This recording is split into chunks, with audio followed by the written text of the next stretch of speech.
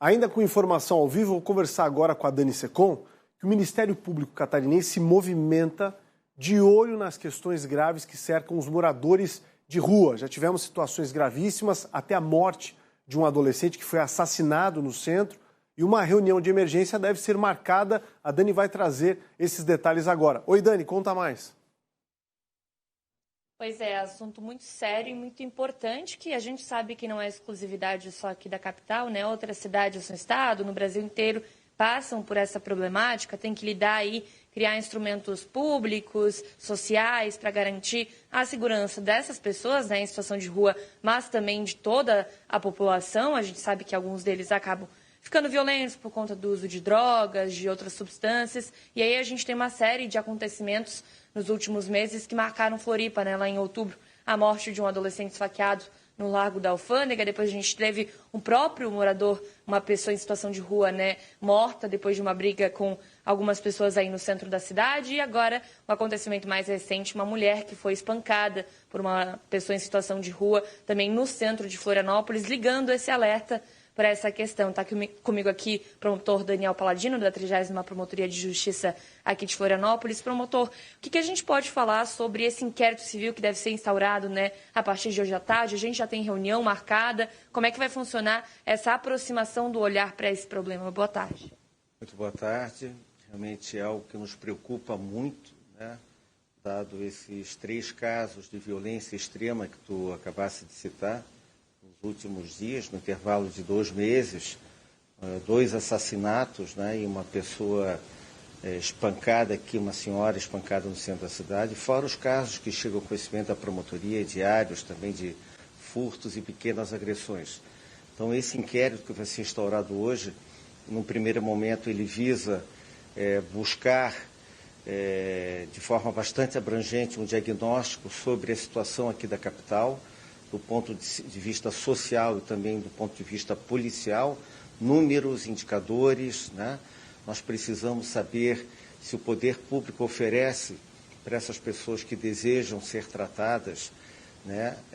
E a saúde mental é o ponto-chave dessa questão, o uso de drogas, se possui clínicas, comunidades terapêuticas conveniadas para poder receber essas pessoas, né? Se existe um fluxo de atendimento após a saída delas, desse primeiro atendimento. Então, é toda uma questão que vai ser debatida com as autoridades, com o poder público, com a sociedade civil e também com os movimentos sociais. E a primeira medida que nós já estamos preparando é uma grande reunião ampliada já para o início de fevereiro. A gente tem, em muitos dos casos, um problema sério com reincidência, né? Até talvez uma questão de impunidade mesmo. A própria pessoa em situação de rua que acabou espancando essa senhora no centro, ela foi presa, logo foi solta por ser um pequeno crime ali, de acordo com a legislação. Depois acabou tendo uma representação judicial e ela voltou a ser presa. Mas muitas vezes essas pessoas vão para a cadeia e logo saem, né? Vai ter alguma medida nesse sentido também judicial que vocês possam entrar, ou é mais com relação aos equipamentos mesmo?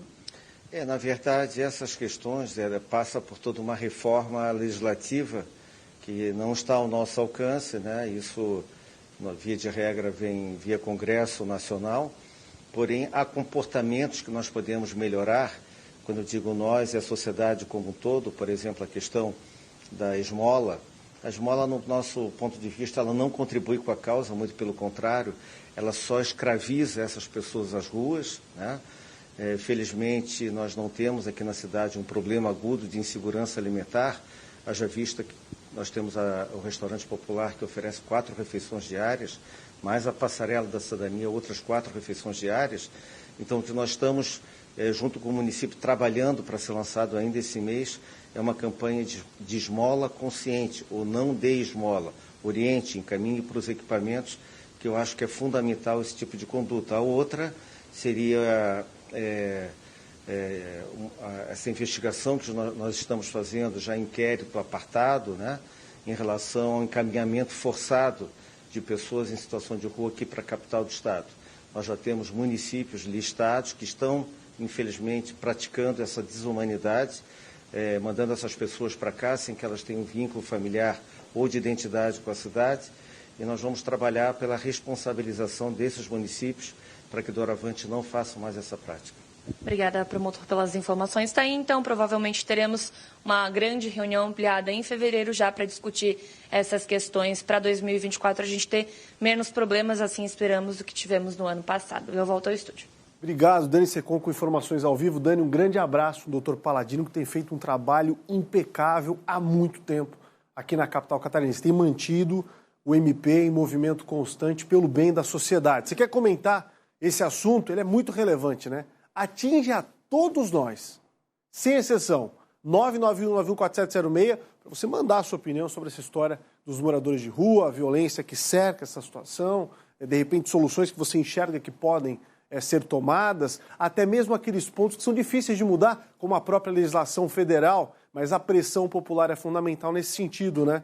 Para que a gente consiga, de repente, mudar a cabeça de alguns parlamentares que estão em Brasília, para que, em ampla maioria, a gente consiga alterar a legislação que só leva malefícios para qualquer cidade brasileira. Já vimos isso acontecer em larga escala problemática em outros lugares. São Paulo, Rio, Vitória, Belo Horizonte e outras cidades do Nordeste. Tomara que não aconteça aqui, mas o caminho que nós temos seguido tem sido muito perigoso.